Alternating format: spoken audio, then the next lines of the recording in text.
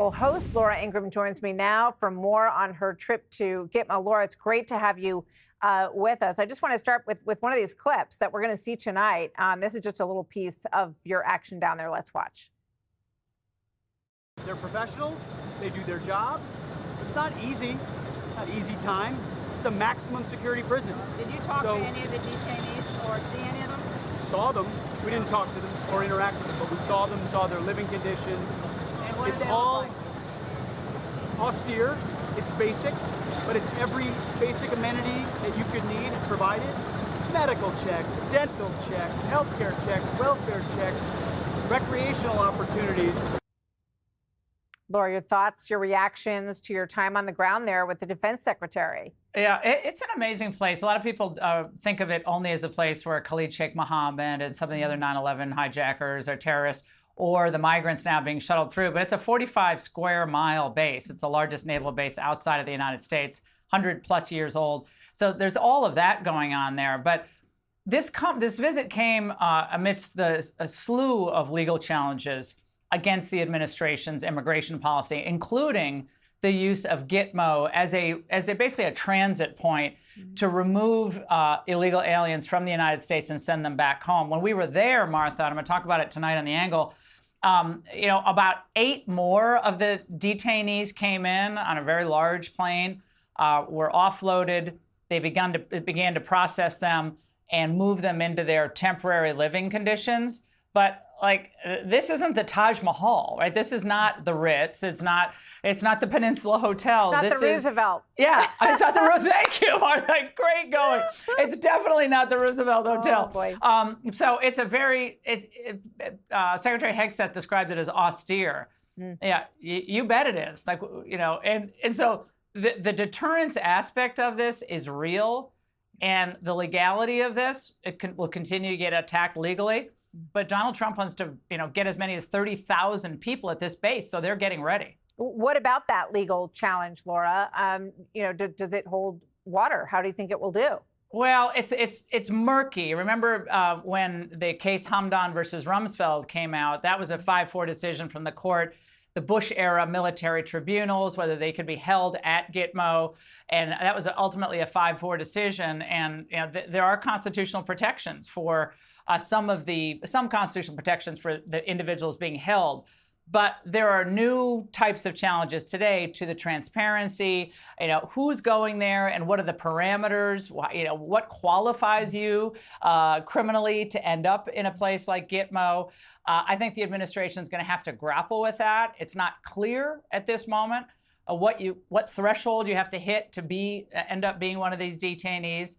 And 3 Venezuelans, Martha, have been stopped by a court from being transported to Gitmo, temporarily at least, in one of the court challenges. So it's by no means a definite green light that this is going to be able to continue, because you don't know what's going to happen with these nationwide injunctions, which continue to be a problem for, frankly, any president, but certainly for President Trump. Yeah, you can feel the pace of just trying to, push as much of this through as possible. They know they're going to get challenged in the courts on a number of these issues. Some of them may go all the way up to the Supreme Court, and we'll see how that goes. This idea of this $5 million gold card that came up today, Sunny Hostin weighed in on this. I know you're dying to hear what Sunny had to say.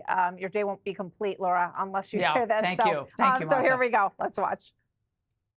He was all about immigration from the southern border, and those immigrants or those migrants look a certain way. So it's okay for Russian oligarchs to come over. It's okay for people with money to come over, but it's not okay to provide a path to citizenship for people that have been here, like the DACA recipients, for other people that look a different way.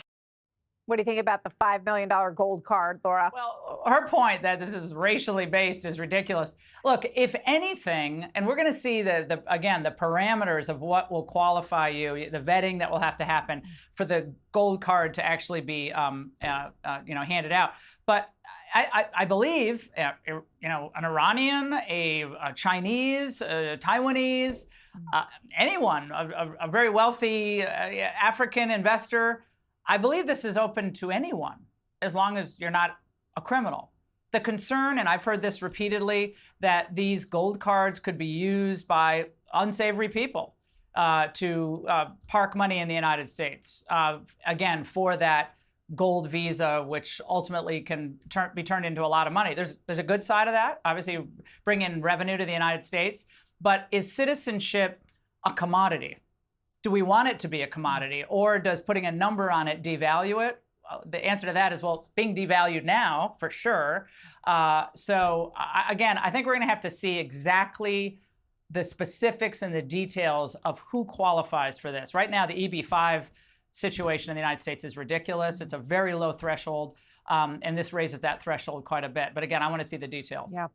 Well, lots of creative ideas coming up, and they will be challenged in many ways, as you point out. The first thing that popped into my mind was how much the cartels have made, pushing people across the border, billions of dollars. Billions. And that has been obviously detrimental to the health and welfare of the people that they are trafficking. Martha, I'm not going to call you ma'am like Riley Gaines. That was, I saw That it. was sweet.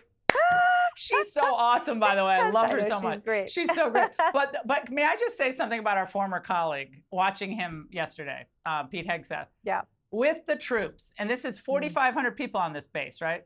Navy, Marines, Army, Coast Guard, all together, ICE. Watching him with the troops was quite something. Really impressive. Moves seamlessly in and out of formal situations and more casual situations. It's a lot of ground to cover there in one day. He did it. Obviously was there before. He went once, I believe, with Fox and Friends. But he hadn't been back, obviously, as Secretary of Defense. So to watch that, like on a personal level, it was quite something. And for anyone who is interested in a career in the service, just spending time there, the great men and women who make that southern base that handles so much of the Southern Command, make that tick on a daily basis. It was something to behold. A separate matter from the migrants altogether. I'm so glad you brought that up because we're watching him shake hands with everybody when he, just kind of bounded down the steps of Air Force One. That's the four-star with him. He's got to have Admiral a moment every day where he goes, okay, this is real. I'm in this role, and I want to do the absolute best job I can. He has such a rapport, which is so clear with all of these men and women. Laura, thanks. We can't wait to see you tonight, 7 o'clock. Thanks for stopping by.